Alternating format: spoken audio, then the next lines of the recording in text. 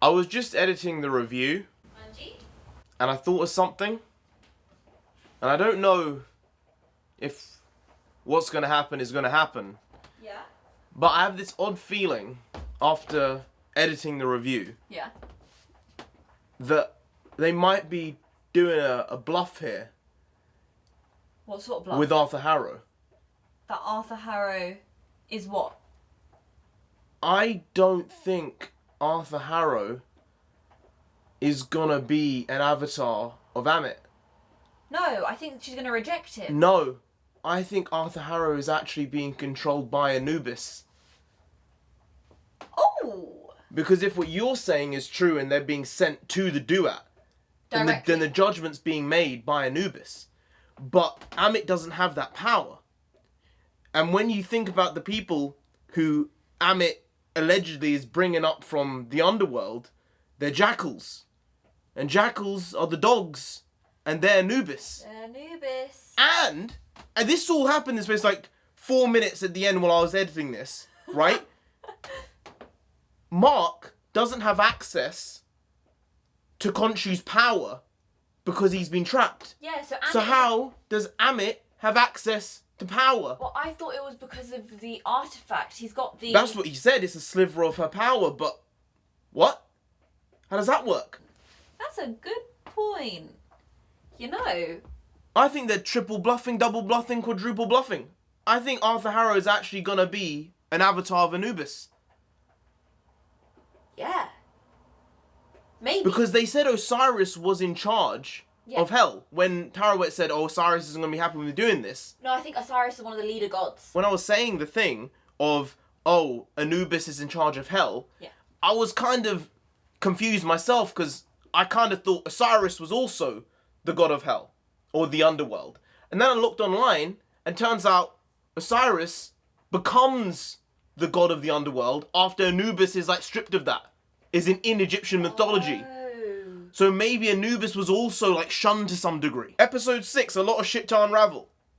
See, now you've said this, I want it to be that. I want you to be right and I want the double, triple, quadruple bluff to be real. Controversial opinion 7,923.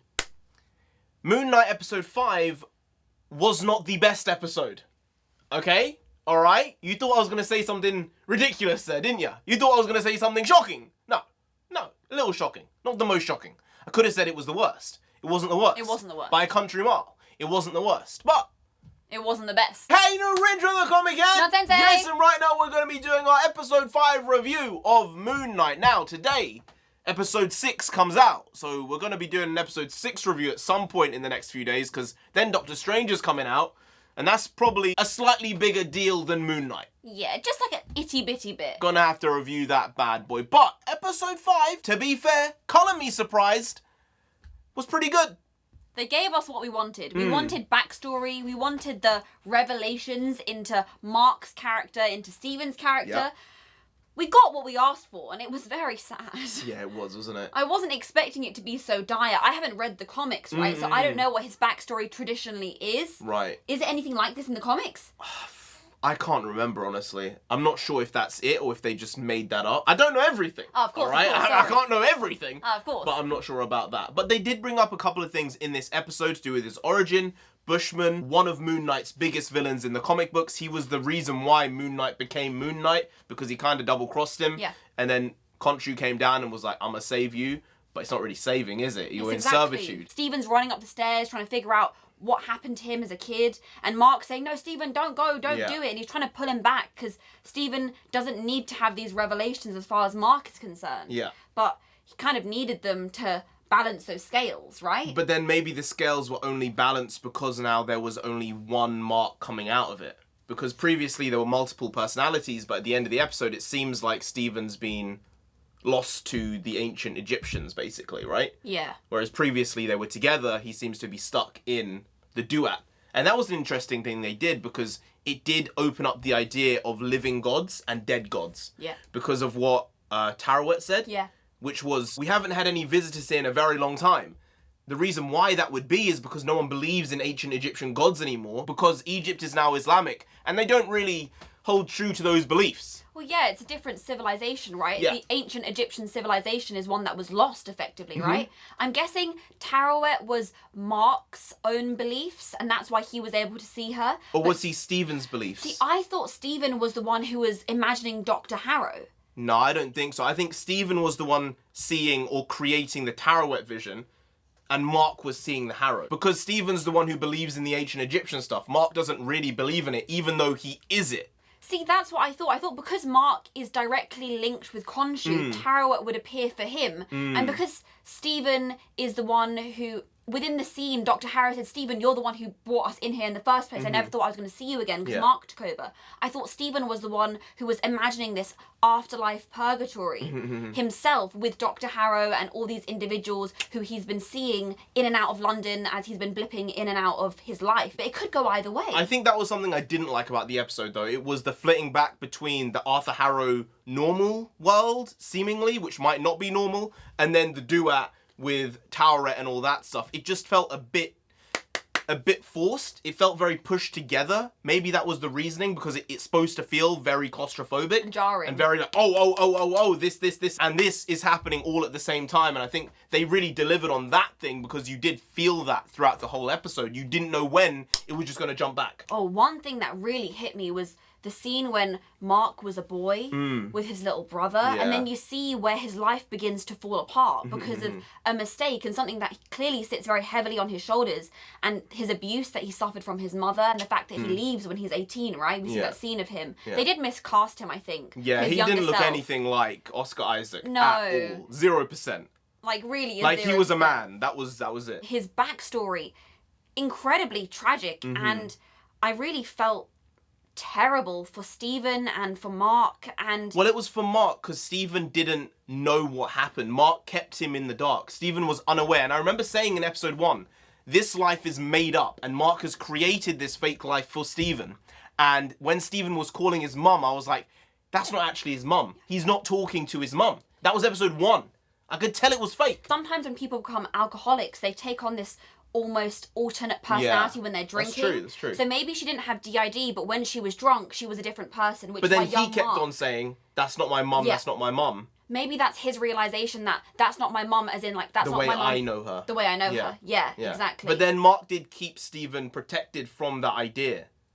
Well, I'm not sure he did, because Mark switched into Stephen when his mum was banging on the door. But when his mum bust in, did he switch back to Mark? Did he switch at all? Did Stephen take the beatings and then just forget because of the trauma? Maybe that was the only time Mark actually allowed that to happen. Maybe. Because it seemed like, from what Mark said at the end of the episode, oh, this was 2 months ago when his mum died, and this is when I gave you control. After that point, I was like finished, and he had to use Stephen as a crutch. And I think that's what he had been doing throughout his life. When he couldn't handle it, he just went, you take over now. But then even in the sarcophaguses and stuff, the question is, if there were 3 personalities, why didn't he need 3 hearts to be judged by Tarawet? Yeah, I don't understand that. Maybe the act of having 1 heart disappear because of Stephen was enough. Yeah. Or maybe it's because Stephen and Mark resolved their issues that, you know, Stephen was created as an escape for Mark, and then Stephen ended up dying for Mark. Yeah. In some way, they sort of became even because the life Mark let Stephen live as an adult. Yeah. Something like that. They both took traits from each other by the time the episode ended. Mark being more caring, Stephen being more authoritative in some ways. Yeah. And I think that may have been the situation where the hearts kind of became one to some degree, and that's why the scales eventually balanced. But there was other stuff in here to do with the overall MCU, and that was the idea of multiple heavens, basically. Yeah. Or multiple planes of cosmic existence.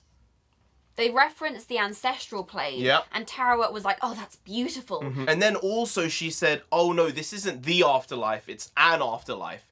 Was that her saying that there is indeed one main afterlife, or that there are so many and they all feed into one? I think it's the latter, because we did see the field of reeds, and we did have the understanding of the duat and the undead. Yeah. So both of those are potential afterlives if you believe in it. Yeah. Right? And then the Asylum was just an afterlife, more of a stepping stone to get to those main afterlives, if you believe in it. But if you don't believe in it, then there are all these other afterlives. We said it was something about him being judged, that's where he was, the scales tipping from side to side or something like that. The scene where Mark actually became Moon Knight as well, really, really nice. Nice glowy eyes with the CGI where he first became the Fist of Vengeance. So I'm glad that they did show that stuff, because they easily could have decided not to. And I think the reason why this episode worked more than episode 4 was because, as well as giving more story, they gave context as to what was happening in the past. Now, it's not the best episode, as we said at the beginning, but it was definitely a good episode, and I do feel that episode 4 is the only one so far that's actually been a bad episode. Oh, there was a moment in this episode I really liked. Which moment? It's where Arthur Harrow was talking about the sense and the nonsense. And I smiled and smirked in that moment. It was a nice moment. It was. Felt very personal to me, actually. It does, you know. Sometimes she's sensei. Other times... non-sensei. Most of the time... non-sensei. There we go. Admittance is the first step. Something else that needs to be said is, does this mean he's handled his DID? Because Stephen got left in the afterlife. He got left in the duat.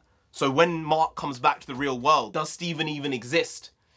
Or is Moon Knight Season 2 gonna be him unlocking another personality? Could be. Jake Lockley. Some of the CGI was pretty bad in this episode, though.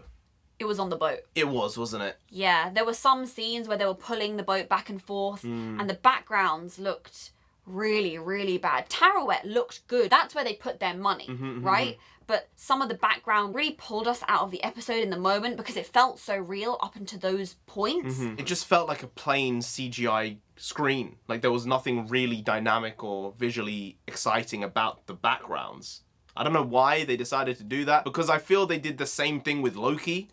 On a lot of scenes, the backgrounds were just boring and empty. Well, I guess for this one, for the duat, it's meant to be boring and empty. This isn't going to be a fun afterlife. I'm not talking about fun, my guy. I'm talking about stuff going on in the sky.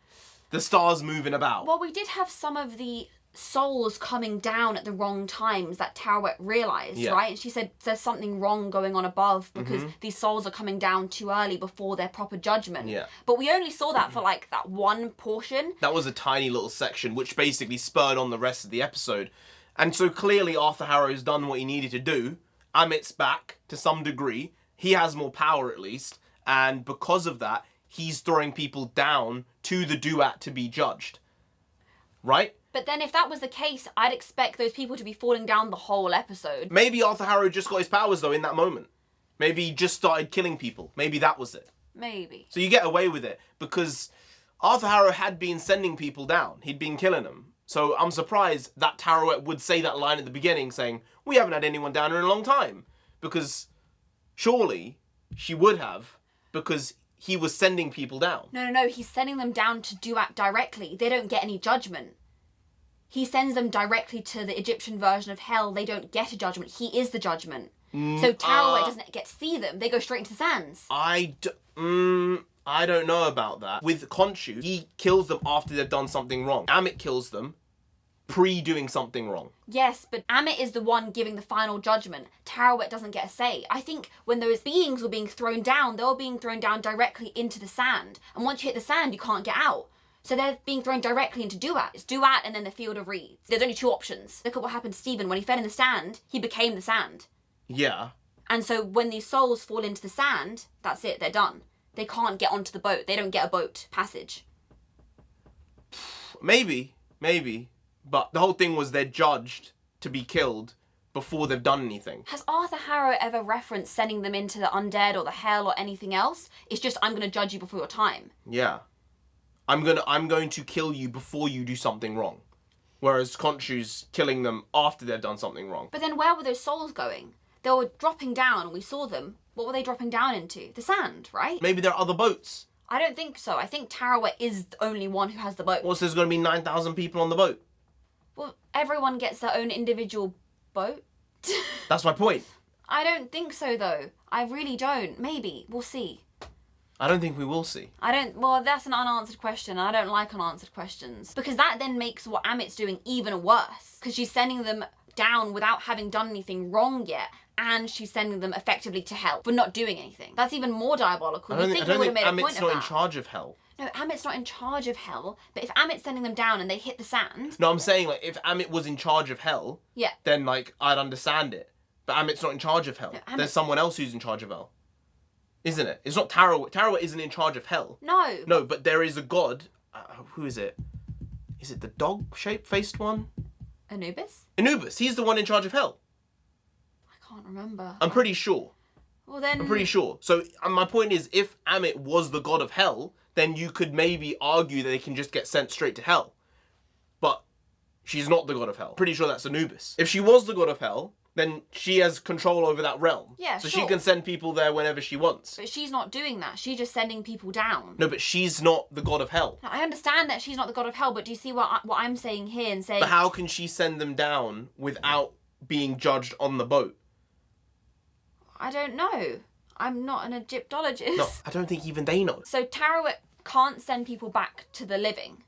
Right. But she's going to send Mark back to the living. Well, as like an exception.